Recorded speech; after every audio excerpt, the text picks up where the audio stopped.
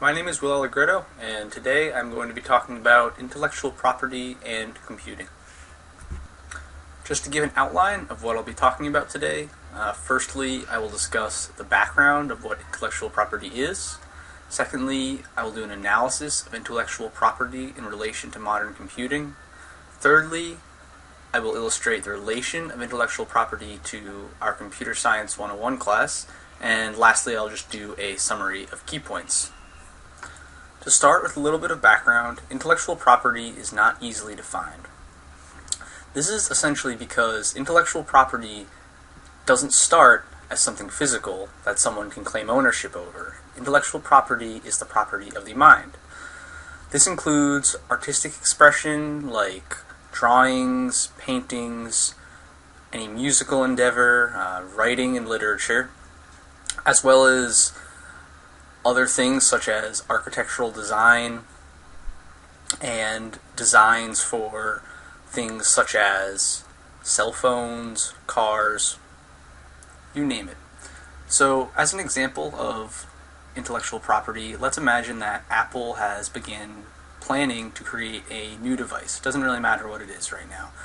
But say that they have schematics for it drawn up, and they have all the plans on how this device is going to look and function, etc. Now, someone somehow gets a hold of these plans, and they decide to produce this device without permission from Apple, and so they would essentially be using the intellectual property of Apple to produce something for their own gain. This sort of action is highly illegal, and thus there are some laws that exist to protect against what is called patent or copyright infringement. With that said, the World Wide Web is a new frontier for intellectual property and sharing information. With a number of applications on the World Wide Web becoming more and more cloud-based, it makes sense that ideas can be distributed quicker and with greater ease than before. This is a good and a bad thing. It's a good thing in the way that an individual working on, say, a group project can take information that they have generated and share it with many people at once. And this way, a whole group can give their input on a given idea or piece of content. It's a bad thing also in the way that it's even easier than ever for individuals to share content that isn't theirs. And even if they aren't necessarily sharing it as if it's their own, it can still be illegal to share content that someone else has copywritten and generated. So there's kind of a dual situation here. Thus, as a result of the quickly changing territory of intellectual property, a group known as the World Intellectual Property Organization was started to help manage the global regulation of intellectual property. Here's their website, and as you can see, this page just details policy and also some decision-making and negotiating bodies, such as governing bodies and standing committees. So they actually investigate regulations relating to patent, trademark law, industrial design, as you can see there, copyright and related rights, things of that nature. And as you can see in this photo up here, there's the World Intellectual Property Organization General Assembly, which is a yearly event, I believe. And they draw a large number of different officials to negotiate various aspects of intellectual property. So that's just a little example of an organization on a global level that is very much invested in the field of intellectual property and how it's changing and what will happen to it in the future. Moving on to analysis, it's worth mentioning that almost all intellectual property is generated on computers. As I mentioned before, this includes a lot of art, as well as anything that is sold by corporations as marketable products, so iPhones, computers, cars, even houses, apartment complexes, buildings. All of these things are first generated on a computer and are, in general, patented and subject to intellectual property laws. As part of the analysis, I thought it would be good to include this small graph that I made. This graph is from a survey that I sent out on Facebook, which questioned how important is intellectual property. I think I got 28 responses in total from this survey, and Most people said it was important, and the rest said it was very important. No one thought it was unimportant. So that's kind of good to know, just that even a small group of individuals puts value on, ownership of someone's work. An interesting example of intellectual property infringement can be seen in modern hip-hop. Essentially what happens is an artist will take a clip from an already recorded piece of music and they will use it as part of the beat for their hip-hop song. This is known as sampling, and really this is a pretty cool technique and there's nothing inherently wrong with it. However, a lot of times artists will use clips from songs that are copywritten and protected by intellectual property laws through a record label. And so what ends up happening is these artists will use these clips of songs. Now they're not using the whole song, but they're using part of it, literally ripped directly out of the recording. And what will happen is record labels will contact them, and in a lot of cases they will actually try to sue individuals who are unlawfully using the content of artists that are on that label.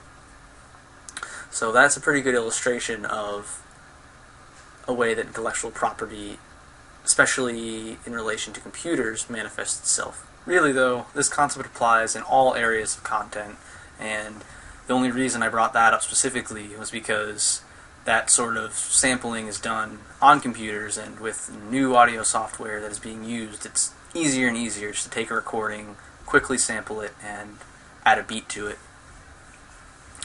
So now I'm going to just play a little interview video that I personally made for this project, and it'll just detail a little bit more regarding the analysis of intellectual property.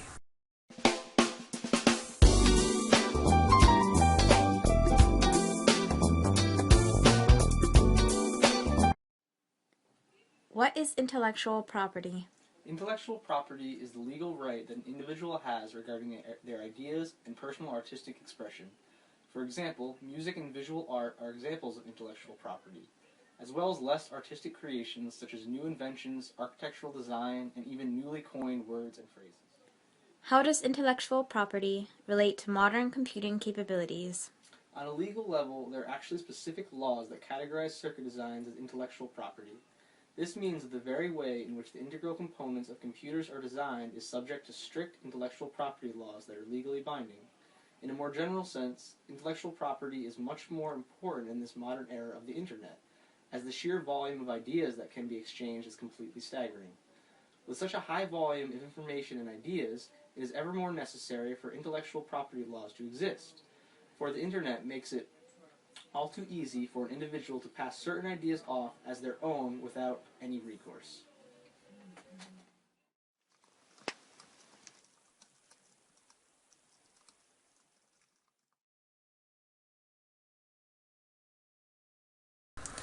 As for the relation to Computer Science 101, one thing is that the website I created, personally, is an example of intellectual property. This is because I generated a lot of my own content on it, save for a few pictures that are credited.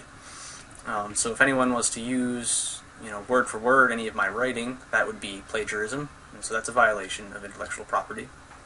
So I'm going to display that website now, just to give an impression of what it's like. So here's the index page of the website that I created about intellectual property. As you can see, it's pretty basic. Just has a little abstract, a silly little GIF image, table of contents, this little JavaScript widget that tells you the date. So I'll just scroll through the pages quickly. All the information that is on the page is summarized in the PowerPoint you're watching now. So I'm just going to scroll through them just to show my little piece of intellectual property here.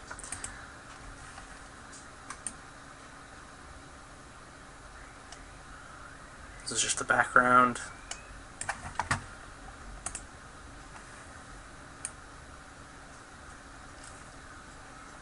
There's the video that I just showed before of the little interview I did. Relation to Computer Science 101, which is what I'm actually explaining right now. And a quick little conclusion. Just a few references here, and then back to the index. Another way that intellectual property relates to Computer Science 101 is that we generated a lot of our own content this semester, and if computing power is always increasing, it is kind of interesting to think about the sort of content that students in this class may be generating, say, decades from now. So, who knows? One of the kind of goofy examples I wrote about on my website was that maybe students will be, drawing schematics for computer chips and then having them, printed by a 3D printer. But that's just sort of thinking about how this acceleration in technology can essentially also accelerate the rate at which we can produce our own intellectual property, and so it'll just be interesting to see which direction that goes in. As a summary, intellectual property is not easily defined. And while it's not easily defined immediately, maybe, as I showed before, the World Intellectual Property Organization is at least striving to establish global standards for intellectual property use and management so that individuals who create content get credit for that content, and they are also trying to ensure that that content can't be easily used without their authorization. So another point is that computing is the driving force behind intellectual property in modern times. And I've stated this several times throughout the presentation, and this is also pretty much the main connection to Computer Science 101. Finally, only time will tell how content is used and managed in the future. With this fast acceleration of technology, we really don't have any idea what the future of intellectual property will be like, because it is based on such a changing territory. Thank you.